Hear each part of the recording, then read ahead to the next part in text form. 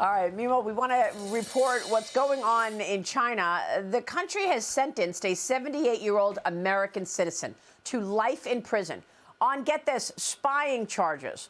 John Lung, who is also permanent resident in Hong Kong, was detained since April 2021. Chinese officials reportedly confiscating nearly $72,000 from him.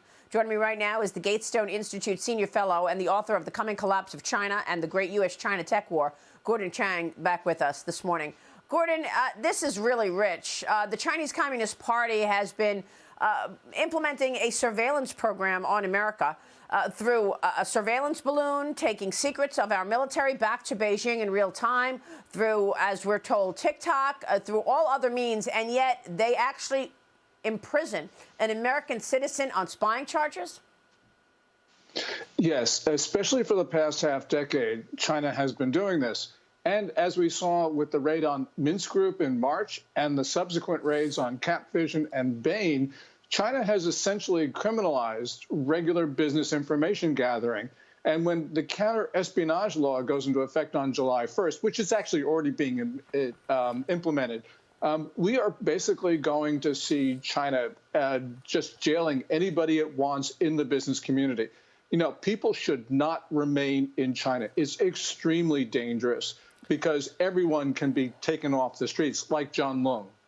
Yeah, a few weeks ago, we reported that there was discussion in the White House that President Biden may release some kind of limits in terms of investing in China, and he would release this around the G7. So G7 leaders are now reportedly going to discuss concerns over China's use of economic coercion during the summit that they're having in Hiroshima. It's set to kick off on Friday.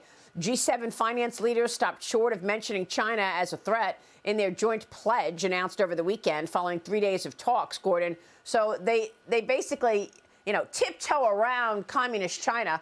But this G7 meeting is expected to have this conversation among those center stage. What are your thoughts on the G7's approach to communist China? And what about that leak a couple of weeks ago that Biden may announce limitations on investing in Chinese companies? Do you think we'll see it during the G7?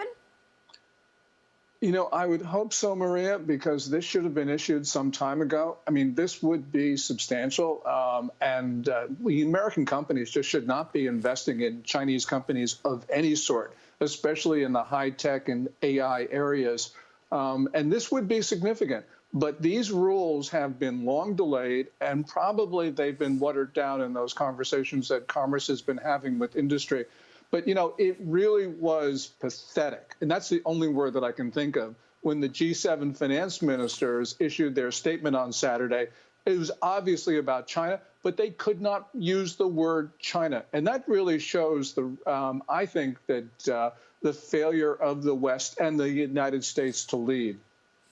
Yeah, and James Comer, the chairman of the House Oversight Committee, told me that he is looking at 6 specific decisions that Joe Biden made as vice president, and potentially he got paid for them. Now, one decision that I've been zeroing in on is Joe Biden, back in 2013, signed a memorandum of understanding with China to allow hundreds of Chinese companies to trade on our U.S. exchanges and not answer any auditing rules. They did not have to follow the same Securities and Exchange Commission rules that every other public company has to follow. China was exempt from that when he signed that MOU back in 2013. Those companies are now facing new calls to actually follow the rules or get dumped off of these exchanges. Where does that stand? Well, right now, China did come to that agreement that the financial community in the United States hailed, but it looks like China is backtracking on that. And, we are seeing these audits in Hong Kong really not produce what they need to, because China, as I mentioned, is just criminalizing business information gathering. And these audits are considered to be, within the ambit of state secrets. China used to protect secrets and intelligence. Now it's protecting everything that it believes is related to national security. Going back to 2013, that memorandum that the U.S. and Biden signed That really was unjustified to allow companies to trade on our markets without providing information. And Beijing has continued not to provide information despite agreements to the contrary. So now we see an American citizen jailed. John Lung, a 78-year-old citizen. He was a Hong Kong resident.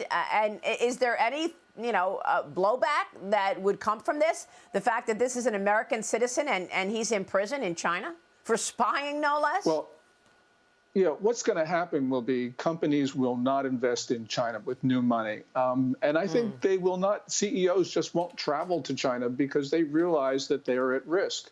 We are going to have, this is China closing itself off, which it does periodically throughout history when its leaders feel that they cannot withstand pressure from the outside. So China is going through this contraction phase. It is going to be very painful for businesses that don't move fast enough. And clearly they should not be there because they're putting themselves, their employees, families, all at risk. Really disturbing stuff. Gordon, thanks very much for talking to me about it here. Gordon Chang, good to see you, sir. Thank you.